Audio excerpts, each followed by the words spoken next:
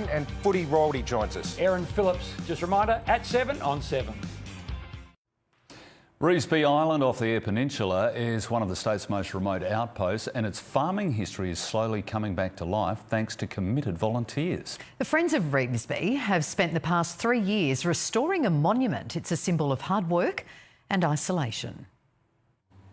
Out here at the Sir Joseph Banks group of islands, it feels like you're a long way from anywhere. The arrival of the Calypso Star is proof of just how committed these volunteers really are. They've travelled almost 30 nautical miles from Port Lincoln to start work on this restoration project here at Revesby Island. At first you think you've stumbled across a remote piece of paradise, but for those who lived out here, it was a hard slog. They got reports that these islands would be useless. Somebody came out here and for some reason, and farmers can't tell me why, the sheep here didn't get coast disease. By 1838, a flock had been shipped over. A succession of farming families would try their luck on Revesby. Now these volunteers are doing their bit to restore a piece of history that looked beyond saving 3 years ago. The fair dinkum, I went in there like I was Indiana Jones. It was completely covered in scrub. Got inside and horrified to find that the walls had collapsed. It was then that Eric Kotz hit upon the brave plan to breathe new life into the story of one of SA's remotest farming communities. But he'd need the support of like-minded lovers of heritage. And here they are, winterproofing the old homestead and bringing creature comforts to Revesby Island. Volunteer Sharon Wellington marvels at the toughness of those who made a go of it. Water was always an issue. The mother of the house actually had a bit of a run-in with the farmers and the shearers that were out here because water was so tight that she had a metal tub that they did the dishes in and bathed the baby in. And when the farmers found out that she was actually bathing the baby first and then doing the dishes, all hell broke loose. The story of Revesby Island is one of sheer hard work, determination, and most importantly, incredible loneliness. All of this was created out of nothing. And it begs the question, why? Yeah, it was lonely and isolated, but this was on the highway.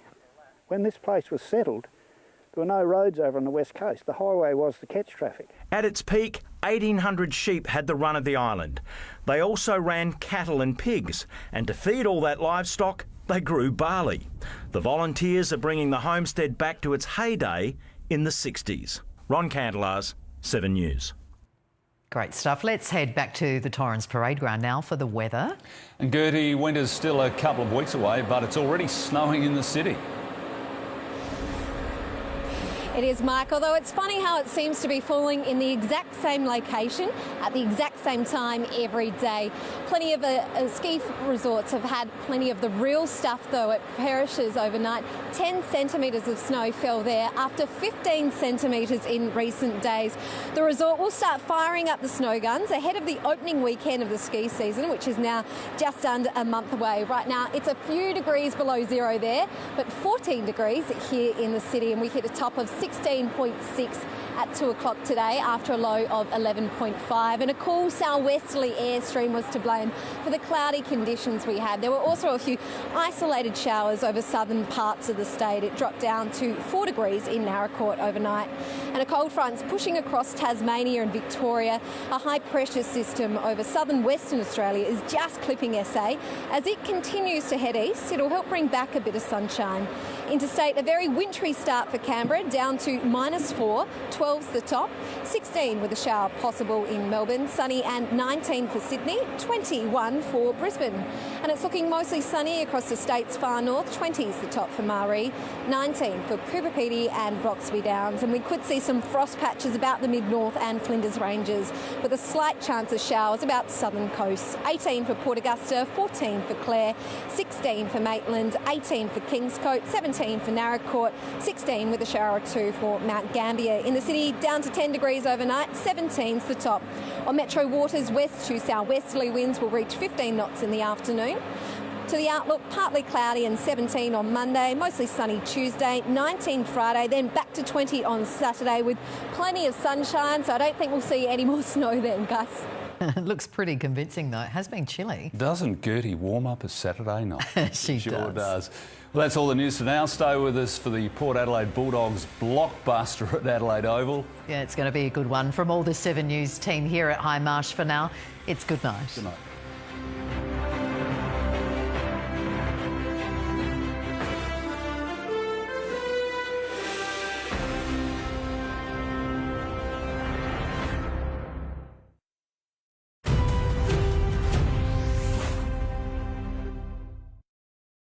Apart from the hiccup, could well be 8 and 6.